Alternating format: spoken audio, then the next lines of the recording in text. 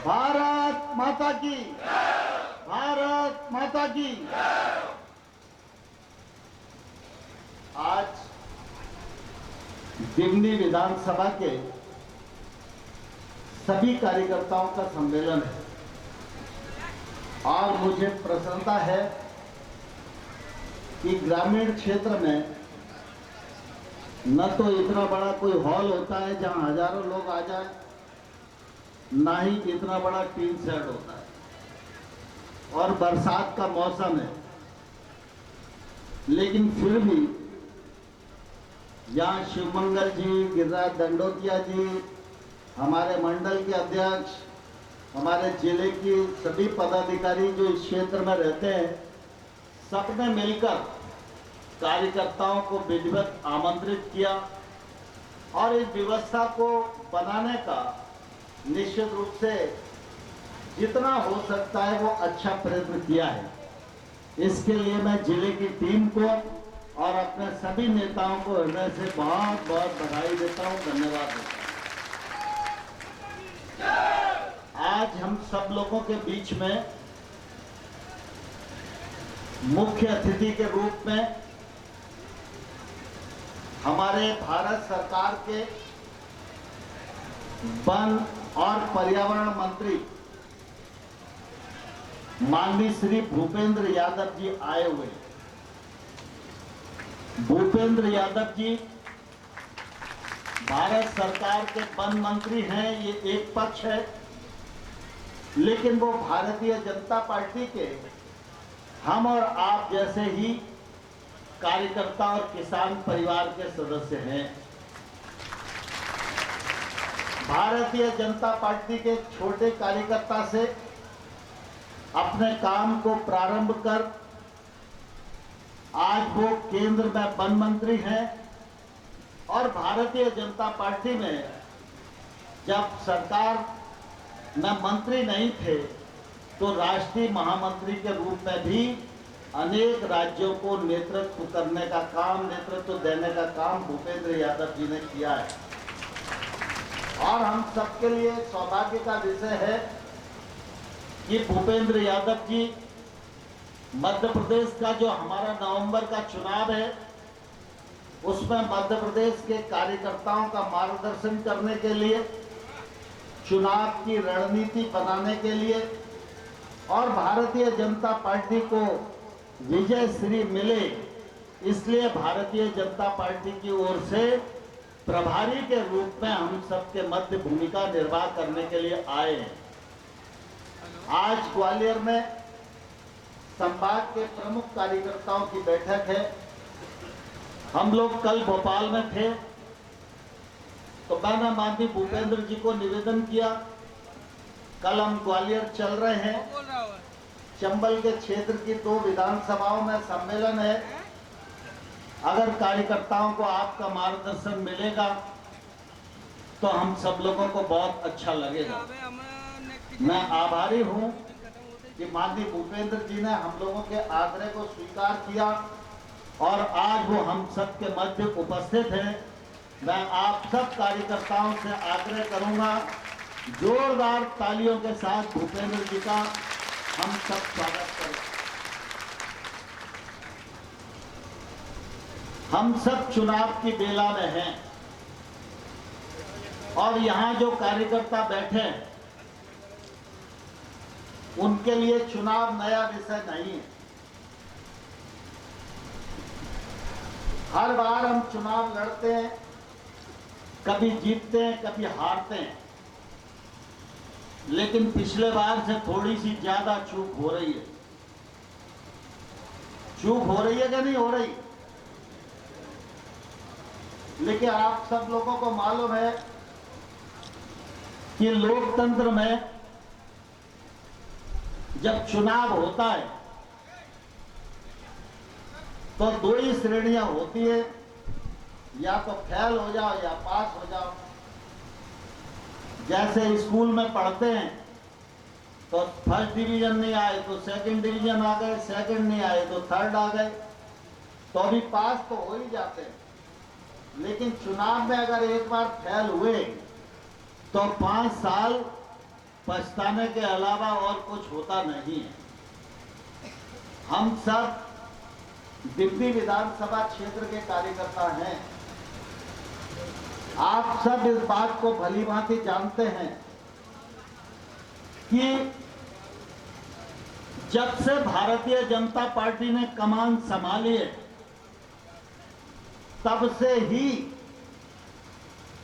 दिमनी क्षेत्र में, मुरैना जिले में विकास का काम प्रारंभ हुआ है।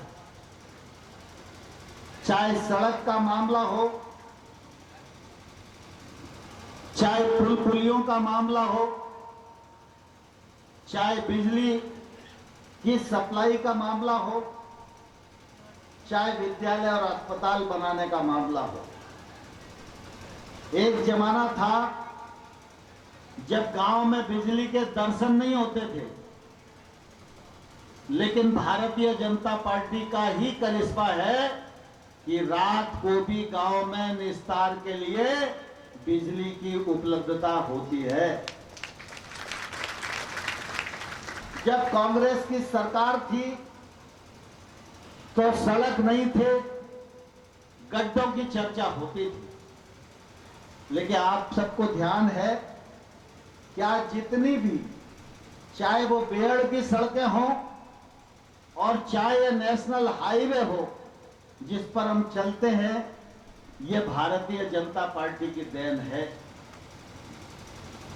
भारतीय जनता पार्टी ने विकास के मामले में कोई कसर नहीं छोड़ी। लेकिन कभी कभी चुनाव में चाहे जाति का शिकंजा आड़े आए, चाहे हमारे अहम आड़े आए, लेकिन चुनाव के समय थोड़ी सी चूक हो जाती है। लेकिन आप सब इस बात को जानते हैं कि कांग्रेस ने मध्य प्रदेश को भी बर्बाद किया और देश को भी बर्बाद किया। आज देश का सौभाग्य है और ईश्वर की मेहरबानी है कि नरेंद्र मोदी जी जैसा नेता भारतवर्ष को मिला है और वो हमारी पार्टी के नेता हैं। ये हम सब लोगों के लिए सौभाग्य की बात है। हमारा यह जिला पंडित राम प्रसाद बिस्मिल की जन्मस्थली है। इस जिले के हर गांव में प्रथम विश्व युद्ध से लेकर कारगिल के युद्ध तक अपने प्राणों की आहुति देने वाले अनेक बलिदानी जो हमको प्रेरणा देते रहते हैं। हम सब इस बात को भी भली भांति जानते हैं कि मिलिट्री में तो हमारे पुरखे वर्षों से नौकरी कर रहे थे, लेकिन जब युद्ध में कोई सैनिक मर जाता था तो उसके कपड़े भी उपलब्ध नहीं होते थे। लेकिन ये भारतीय जनता पार्टी और भारतीय जनता पार्टी के नेता अटल बिहारी वाजपेयी हैं कि अगर कोई सीमा पर शहीद हो जाता है तो सम्मान के साथ उसकी लाश लाई जाती है और सरकारी सैल्यूट के साथ उसका दाह संस्कार किया जाता है। इसी का परिणाम है कि आज गांव-गांव में जागरूकता है और शहीदों की प्रतिमाएं लगाने का काम हो रहा है, उनको सम्मान देने का काम हो रहा है। हजारों निरपराध शहीद कश्मीर की धरती पर हो गए। हम भारतीय जनता पार्टी के कार्यकर्ता वर्षों से नारा लगा रहे थे, धारा 370 को समाप्त करो। जब चुनाव आता था, सभाएं होती थी, तो हमारे मिलिट्री के भाई जो छुट्टी आते थे वे और जो रिटायर्ड हो गए वे एक ही बात कहते थे कि भाई साहब कैसे भी धारा 370 खत्म करवाओ। लेकिन धारा 370 खत्म होगी ये विश्वास कोई नहीं करता था। लेकिन हम लोगों का सौभाग्य है कि ईश्वर ने नरेंद्र मोदी जी जैसा नेतृत्व हमें दिया और 2019 में चुनाव जीतने के बाद एक झटके में धारा 370 समाप्त करके देश की एकता और अखंडता को कायम करने का काम नरेंद्र मोदी जी के नेतृत्व में हुआ। आज पूरा देश नरेंद्र मोदी जी के नेतृत्व में आगे बढ़ रहा है।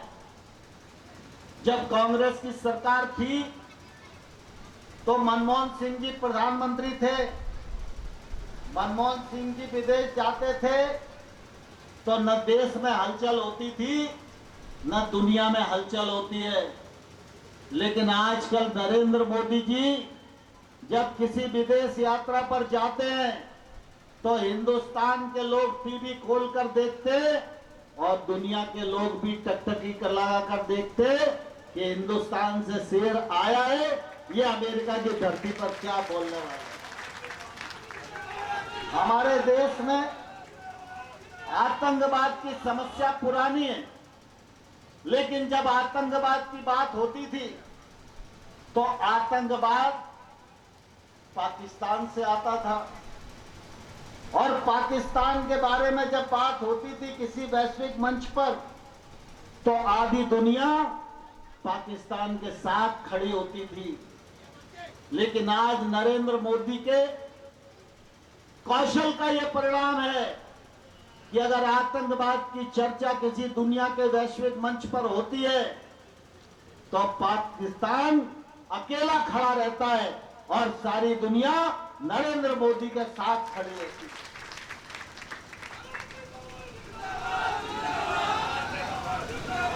एक जमाना था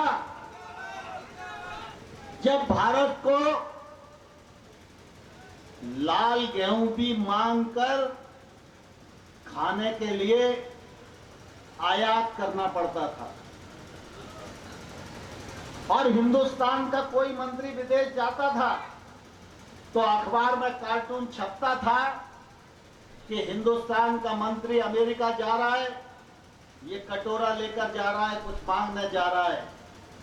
लेकिन 9 वर्षों में नरेंद्र मोदी जी ने हिंदुस्तान को इस स्थान पर खड़ा कर दिया है कि हिंदुस्तान मांगने वाला देश नहीं, हिंदुस्तान दुनिया को खिलाने और देने वाला देश बन गया। कोरोना का संकट आया, पूरी दुनिया हतप्रभ थी, किसी को कुछ सूझ नहीं रहा था। लेकिन नरेंद्र मोदी का नेतृत्व था जो 90 दिन के भीतर देश में वैक्सीन को बनाया और अपने देश में 220 करोड़ डोज लगाए और जो पाकिस्तान हमारा शत्रु है उसके लोगों की भी जान बचाने का काम हमारे भारत की वैक्सीन ने किया। ये नरेंद्र मोदी ने करके दिखाया। दुनिया के अनेक देशों को वैक्सीन देकर उनके नागरिकों की जान बचाने का काम भारत ने किया है। आज आधी दुनिया आशा भरी नजरों से नरेंद्र मोदी जी की तरफ देख रही है कि यही भारत है और यही भारत का नेता है। कभी मुसीबत पड़ेगी तो यही कंधे से कंधा मिलाकर हमारी रक्षा करने का काम करेगा। जब दुनिया में हमारी इतनी साख बढ़ रही हो, दुनिया में जब विश्वसनीयता बढ़ रही हो, तो भारत के नागरिकों का भी फर्ज हो जाता है कि हम अपने नेता की ताकत को बढ़ाएं। लोकसभा का चुनाव तो 24 में आएगा, लेकिन लोकसभा से पहले नवंबर 2023 में विधानसभा का चुनाव हमारे सामने आने वाला है। आप सब भारतीय जनता पार्टी के सिपाही हैं। युद्ध की शुरुआत हो चुकी है। हमको चुनाव जिले पर नहीं लड़ना, हमको चुनाव विधानसभा पर नहीं लड़ना, हमको चुनाव मंडल पर भी नहीं लड़ना। हम सब कार्यकर्ताओं की जिम्मेदारी है अपने बूथ पर चुनाव लड़के कांग्रेस को परास्त करने का काम करें और भारतीय जनता पार्टी को विजयी बनाने का काम करें। मध्य प्रदेश में जब भारतीय जनता पार्टी के बहुमत की सरकार बनेगी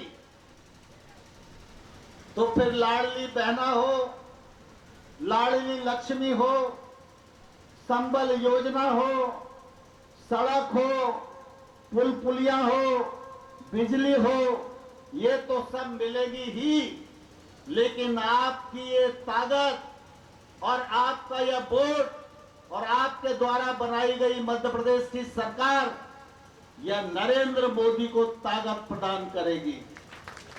और जिस प्रकार से वर्षों से हम लोग लड़ रहे थे, हर साल नारा लगाते थे राम ललाम आएंगे, मंदिर वही बनाएंगे, तो कांग्रेस के लोग मजाक करते थे कि चुनाव आ गया तो भाजपा वालों को मंदिर ध्यान आ गया, मंदिर तो वही बनाएंगे लेकिन तारीख नहीं बताएंगे। लेकिन आज हम गर्व के साथ कह सकते हैं नरेंद्र मोदी के नेतृत्व में तारीख भी बता दी और राम मंदिर का शिलान्यास भी कर दिया, और जनवरी में रामलला के दर्शन करने के लिए हम सब लोग जाएंगे।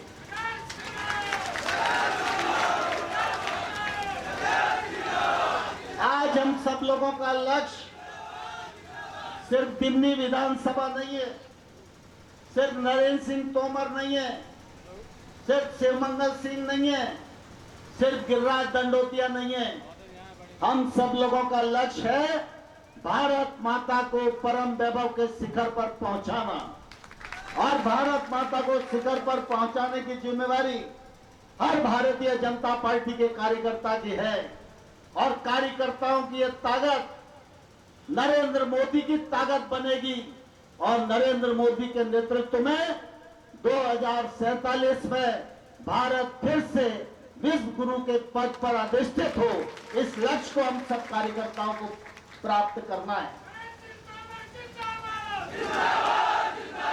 इस अमृत काल की यात्रा में, इस अमृत काल की यात्रा में नवंबर 2023 का चुनाव एक पड़ाव है, और हम सब जानते हैं कि मंजिल तभी मिलती है जब पड़ाव पर सफलतापूर्वक पार हो जाते हैं। तो ये जो 2023 का पड़ाव है, इस पड़ाव को हमें पार करना है और मंजिल तक पहुंचना है। इस पड़ाव को पार करने के लिए हम सब कार्यकर्ता प्राणपण से जुटे, आपसी तमाम सारी संकीर्णताओं को भूल जाएं, प्रत्याशी कौन होगा ये दिमाग से निकाल दें। एक ही चिप दिमाग में रहना चाहिए, कमल का फूल कभी मत भूल। एक ही नारा मन में रहना चाहिए, चाहे हम सवेरे उठें, चाहे दोपहर को, चाहे रात में, एक ही नारा मन में रहना चाहिए, कमल का फूल कभी मत भूल। और अगर ये नारा हमारे मन में रहेगा और इसको हमने अंगीकृत कर दिया, तो आने वाले कल में भारत को श्रेष्ठ भारत बनने से कोई माई का लाल रोक नहीं सकता। हम सब लोग इस पड़ाव को सफलतापूर्वक पार करने के लिए तैयार हैं कि नहीं? दिमनी क्षेत्र के कार्यकर्ता भाजपा को जिताने को तैयार हैं कि नहीं? सारी सीमाएं लांघकर भारतीय जनता पार्टी को जिताना, यही एक लक्ष्य हमारा रहेगा कि नहीं? सब लोग हाथ नहीं उठा रहे, मेरे बाईं ओर है, कई लोग कंजूसी कर रहे, पीछे वाले, और जे लोग खड़े हैं इनके पीछे वाले, तुम्हारे पीछे वाले और इधर वाले, सब तैयार है। सारी चीजों को भूलकर भाजपा को जिताएंगे, कोई भी संकीर्णता आड़े नहीं आएगी। भाजपा को जिताने के लिए घर घर जाएंगे, घर घर वोट मांगेंगे, लाडली बहना को गले लगाएंगे, बुजुर्ग दाता के हाथ जोड़ेंगे, नौजवानों को साथ लेंगे, भारतीय जनता पार्टी को जिताने के लिए घर घर जाएंगे। तो दोनों हाथ खड़े करके मुट्ठी बांध के नारा लगाएं, भारत माता की, भारत माता की, भारतीय जनता पार्टी जिंदाबाद, भारतीय जनता पार्टी जिंदाबाद। अब हमारे मुख्य अतिथि जी माननीय भूपेंद्र सिंह यादव जी हम सबके बीच